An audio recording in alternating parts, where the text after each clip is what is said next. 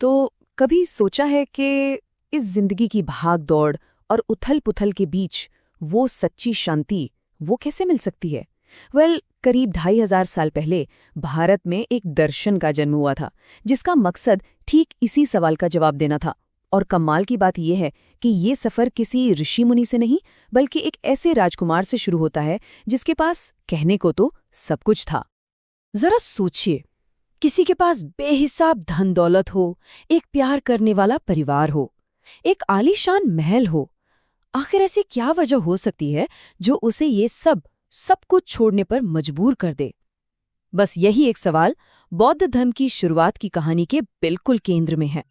तो इस असाधारण कहानी को समझने के लिए चलिए उस शख्स के जीवन के कुछ अहम पड़ावों पर नजर डालते हैं, जो आगे चलकर बुद्ध कहलाए। देखिए, 566 ईसा पूर्व में एक राजकुमार के तौर पर उनका जन्म हुआ। फिर 29 साल की उम्र में उन्होंने एक ऐसा फैसला लिया जिसने सब कुछ बदल दिया। 35 की उम्र में उन्हें ज्ञान यानी निर्वाण मिला, और 80 साल की उम्र में कुशीनगर में उनका महापरिनिर्वाण हुआ। मतलब हर एक पल उनके रास्ते को एक नई दिशा दे रहा था। तो कहानी शुरू होती है सिद्धार्थ गौतम से।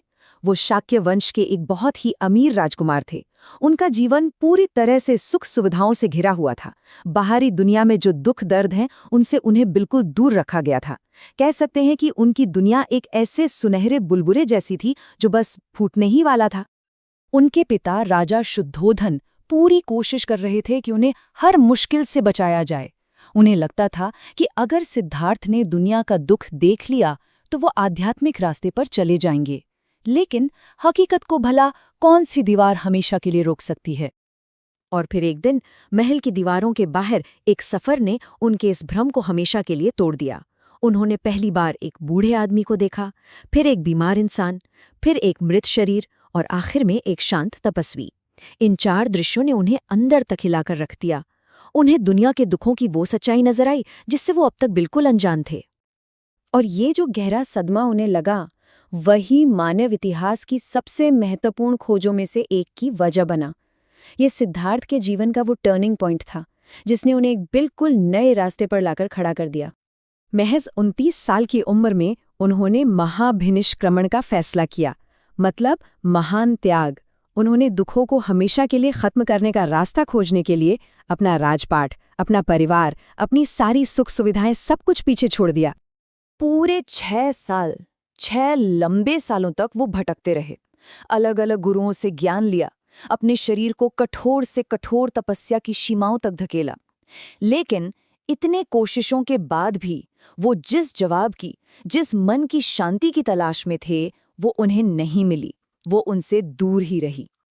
तो फिर इस लंबी और कठिन खोज का अंजाम क्या हुआ? इसके बाद आया वो पल जिसने सिद्धार्थ को हमेशा के लिए बदल दिया। वो पल जब वो बुद्ध यानी ज्ञानी बनने वाले थे। उन्होंने पाया कि सच का रास्ता न तो बहुत ज्यादा भोगविलास में है और न ही शरीर को कष्ट देने वाली कठोर तपस्या में, बल्कि गहरे ध्यान में उतरकर उन्हें निर्वाण का अनुभव हुआ। और बस उसी पल राजकुमार सिद्धार्थ बुद्ध बन गए, यानी वो जिसे परम ज्ञान मिल गया हो। अब ये ज्ञान पाने के बाद वो सारनाथ गए और अपना पहला उपदेश दिया। इसी घटना को धर्मचक्र प्रवर्तन कहा जाता है, मतलब धर्म के पहिए का घूमना। यहीं से उनके विचारों और उनकी शिक्षाओं के फैलने की शुरुआत हुई। तो जब उन्हें ज्ञान मिला तो उन्हें इंसानी दुख का एक बिल्कुल मौलिक समाधान भी मिला। और यही अनुभव, यही समाधान बौद्ध धर्म का सार है, उसका केंद्र है। उन्होंने अपने समाधान को 4 आर्य सत्यों में समझाया, बहुत ही सीधे सरल तरीके से। पहला सच, जीवन में दुख है। दूसरा, उस दुख का एक कारण है, जो है हमारी इच्छाएं और हमारा मोह। तीसरा, अगर कारण को खत्म कर दिया जाए तो दुख को भी मिटाया जा सकता है। और चौथा, उसे मिटाने का एक साफ निश्चित रास्ता भी है। और यही है वो रास्ता, वो प्रैक्टिकल नुस्खा जिसे कहते हैं अष्टांगिक मार्ग। इसका पालन करके कोई भी दुखों से मुक्ति पा सकता है। देखिए, ये कोई हवाई सिद्धांत नहीं है, बल्कि रोजमर्रा की जिंदगी जीने के लिए एक प्रैक्टिकल गाइड है। इसमें सही समझ और सही सोच से लेकर सही काम और सही ध्यान तक सब कुछ शामिल है। और इस रास्ते का जो अंतिम लक्ष्य है, वो है निर्वाण, ये परम शांति और मुक्ति की वो अवस्था है जहाँ जन्म, मृत्यु और फिर से जन्म लेने का जो ये अंतहीन चक्र है वो हमेशा के लिए खत्म हो जाता है। अब देखिए, 80 साल की उम्र में बुद्ध के महापरिनिर्वाण के बाद एक बहुत बड़ी चुनौती सामने आई। चुनौती ये थी कि उनकी शिक्षाओं को आने वाली पीढ़ियों के लिए कैसे बचाया जाए, कैसे सहेज कर रखा जाए और उनकी सही व्याख्या कैसे हो। इसी के लिए सदियों के दौरान 4 बड़ी बौद्ध संगीतियां मतलब काउंसिल या बैठकें बुलाई गईं।